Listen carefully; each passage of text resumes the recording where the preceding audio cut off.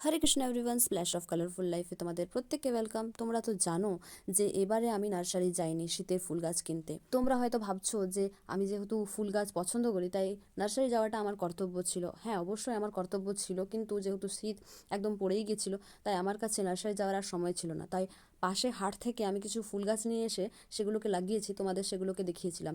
কিন্তু এই দেখো, এই যে মালবা গাছটি তোমরা দেখতে পাচ্ছ, এটি কিন্তু আমি মার্কেট থেকে নিয়ে এসে লাগাইনি, এটি আপনা থেকে হয়েছে। হ্যাঁ সত্যি, আমি ভাবতেও পারছি না যে মালবা গাছটি এখানে কিভাবে হলো।